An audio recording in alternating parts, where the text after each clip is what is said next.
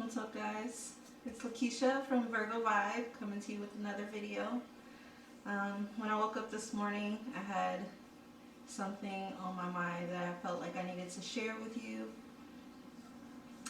So I kind of want to talk about my lifestyle. So let's just say that I feel like I'm a pretty healthy person. I do yoga, I meditate, I eat pretty healthy. I make a lot of my own products. I have natural hair. I try not to use a lot of nail polish. I'm just very conscious of what I put on my body, in my body. We can't really control our environment, so the things that I can control, I try to. And the reason for this is, number one, most black families that I know personally aren't very health conscious when it comes to food. If you think about soul food, most of it is not the healthiest food that you can eat. And in my family's history, there's a lot of people, especially on my dad's side, who eat soul food all the time or have all their lives, and their health is pretty poor or they've died early because of it. So I kind of look at this like, what were the choices that they made, and what were they eating, and what can I change in my diet so that I can live a longer life and not die young like they did, or have diabetes, which runs rampant in my family on my dad's side. So there was that aspect of knowing that a lot of my family members had died because of their lifestyle. And then also, in my experience in my lifetime, I've watched at least 7 people that I know die of cancer.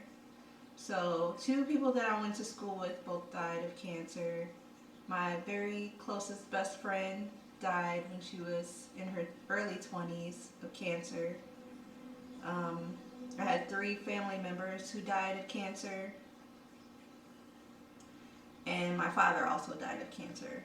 So that's a lot of cancer deaths for it to be prominent in my mind that, how can I prevent this, and why are so many people that I know in my personal life being affected by this, and how can I not be affected by it myself?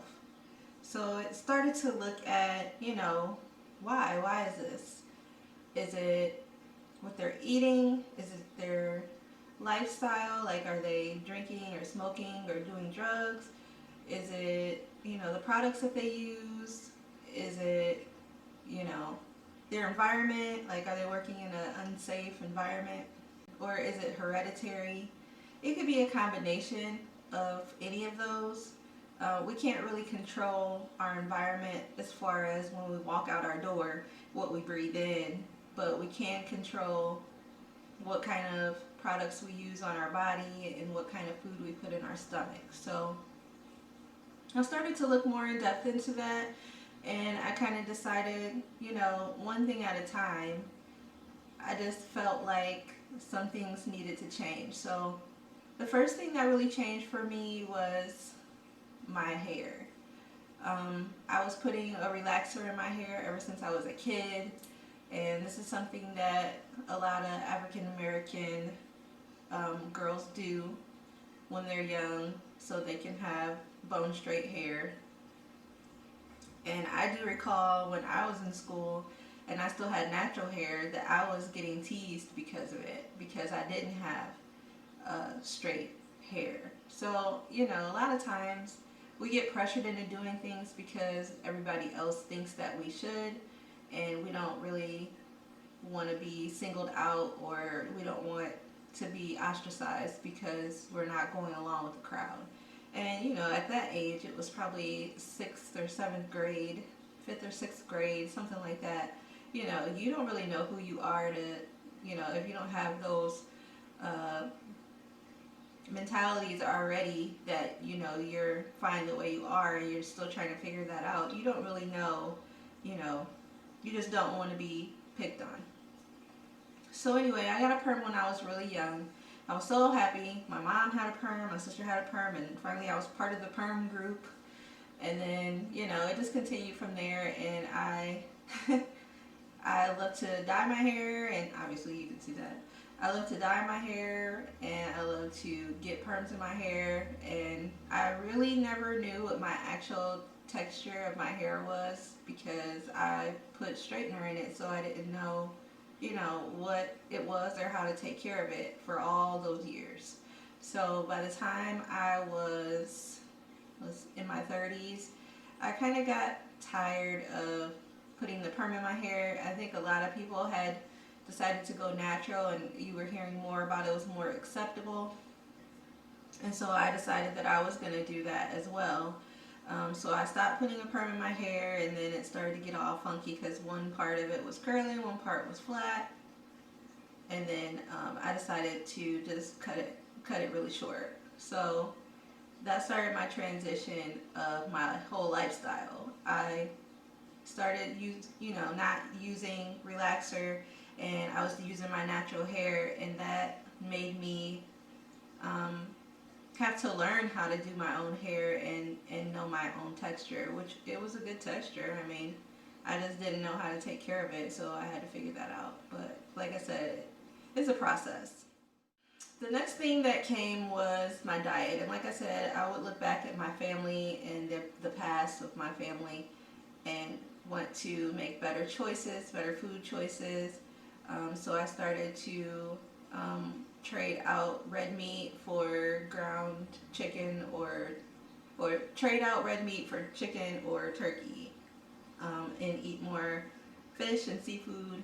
I still do that now. I did notice that I had a lot less inflammation and aches and pains in my body after I did that. I started to drink more water, and I started to eat more fruits and vegetables, which I really wasn't eating fruits at all. It was just like, I don't know. I used to think about it like, when you get a TV dinner, there's always a fruit in there, but when we sit down for dinner, we never have a fruit. So to me, that was kind of odd. Like, you're supposed to have a fruit at every meal, and I wasn't having any. Like, fruit to me was like a breakfast thing. So as far as diet, like, I don't just like, I tried to do vegetarian for a little while, but now I just like make vegetarian meals from time to time. I kind of feel like everything is in moderation at this point. I don't really see myself going vegan, but there's always a possibility of going vegetarian in the future. But I just really love seafood at this point, so. But anyway, I feel like everything in moderation. So if you're not just eating strictly the same thing every single day, or if you, like, if I wanted to go over to my family member's house and they're making a lasagna and it has red meat, I'm going to eat it. I'm not, to the point where I won't have something to eat just because it's got red meat in it. It's just not an everyday thing for me. So to me, it doesn't affect my body as much as if I was doing it every single day. So as far as drinking and smoking, I started smoking when I was very young, probably about 16 years old, and I smoked for a really long time. And I know that it had an effect on my lungs, I know it had an effect on my body and my teeth. So that was a hard one for me to disconnect from. Also, drinking, I started around that time too. It got to the point where when I was in my 30s, I went to the doctor because I was having pains in my stomach, and it turned out that I was getting to the point where I was getting liver damage.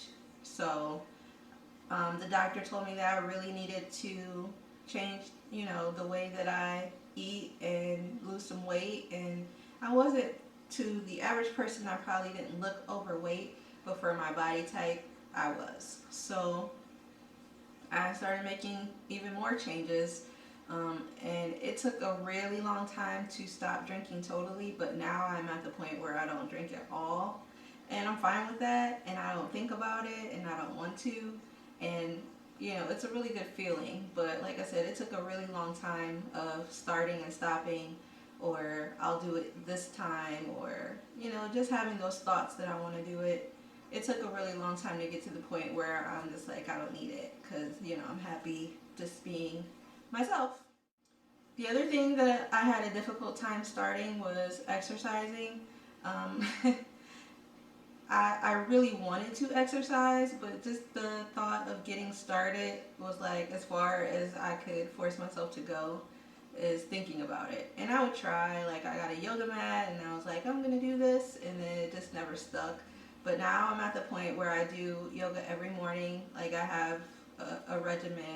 When I get out the shower, then I do my yoga before I get dressed. And you know, now I'm even incorporating cardio. So that's a big step for me.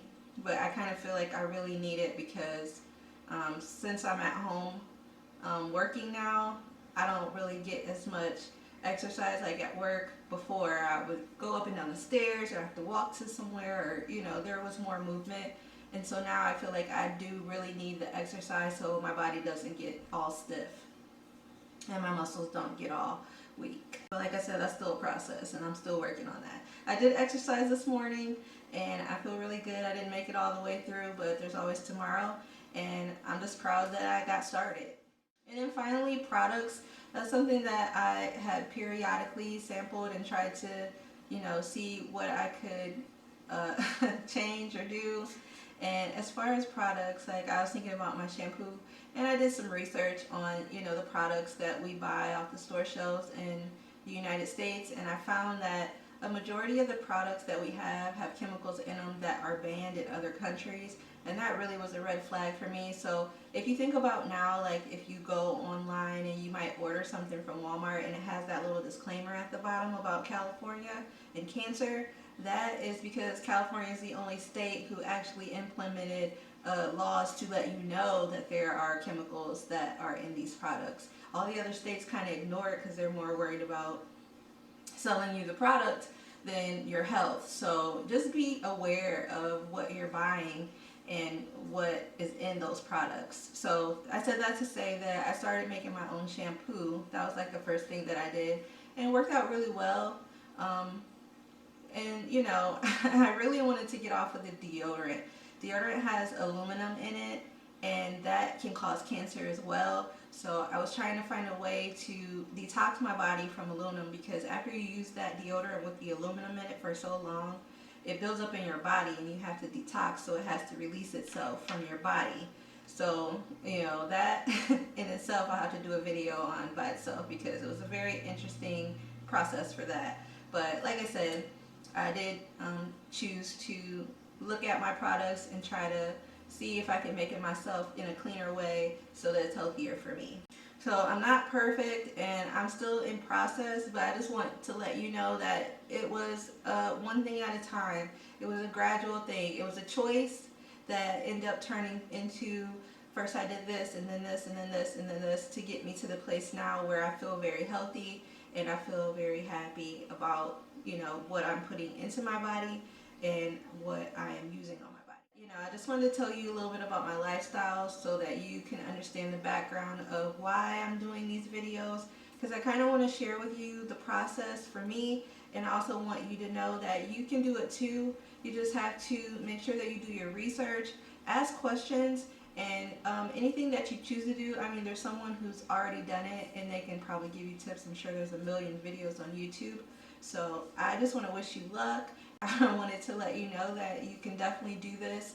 You can definitely change your lifestyle and your health for the better. And it's definitely important to start this process so that you can, you know, hand that down to your family members who may also need to make these changes. So this is LaKesha from Virgo Vibe.